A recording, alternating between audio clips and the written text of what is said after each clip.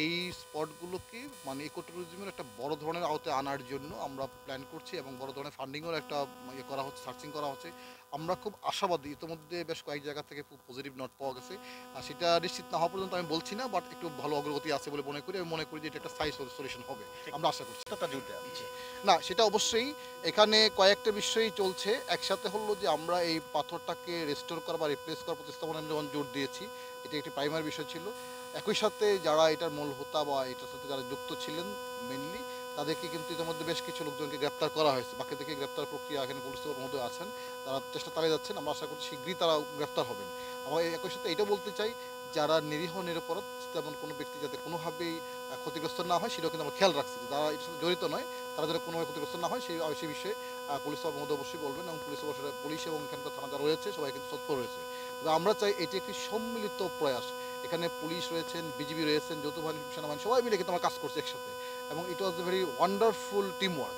সবাই কাজ করছি বলেই কিন্তু আজকে এই 26 লক্ষ পাথর আমরা এখন পর্যন্ত উদ্ধার করতে পেরেছি বা জব্দ করতে পেরেছি। এবং আমরা আশা করছি হয়তো এই পাথরগুলি রিপ্লেস করতে পারলে বা প্রতিস্থাপন করতে পারলে মোটামুটি একটা ভালো শেপে আগের অবস্থায় চলে আসবে।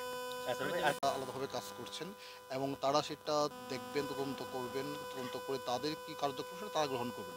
এই বিষয়ে আমাদের কোনো বক্তব্য নেই। কারণ এটা হলো যে সরকারের নির্বাহী বিভাগ হিসাবে যে আমাদের সরকার যখন তদন্ত কমিটি করছে, সেটা আমাদের কি করণীয়? আমাদের এখানে কয়েকটা করণীয়। একটা হলো যে এখানে প্রথমত হচ্ছে এই জায়গাটাকে আগে শেপে নিয়ে এসে পরিবেশ সংরক্ষণ করে। একই সাথে এটা একটা স্থায়ী প্রোটেকশন দেওয়া, যাতে কোনো ভবিষ্যতে জনঘটনাগুলি না ঘটে। ইতিমধ্যে কিন্তু এখানে আপনার ৮ ঘন্টা করে কিন্তু পুলিশ ফোর্স মোতায়েন করা হয়েছে। পুলিশ এবং হচ্ছে আপনার আনসার এখানে দায়িত্বে আছেন, এবং আমরা একটা স্থায়ী একটা সার্ভেলেন্স ব্যবস্থা আমরা করছি এই খুব অল্প সময়ের মধ্যে। আরেকটা বিষয় হলো, যারা এই অপরাধটা করেছে তাদেরকে যেন অবশ্যই আমরা প্রচলিত আইনে আওতা আনতে পারি। আর ইন্টিগ্রেশন কমিশন সে কাজ করছে প্যারালালি, তাদের মতো করে তো কাজ করছে। সুতরাং এটার সাথে আসলে আমাদের এটা কোনো সম্পর্ক নেই। একটা শেষ প্রশ্ন। এবং সেই রিপোর্টটা আমরা সরকার ঊর্ধ্বতন কর্তৃপক্ষের নিকট পাঠিয়েছি, এবং সেইটার যে রিকমেন্ডেশন আসবে বা যে ইনস্ট্রাকশন আসবে সেই অনুযায়ী পরবর্তী ব্যবস্থা নেওয়া হবে।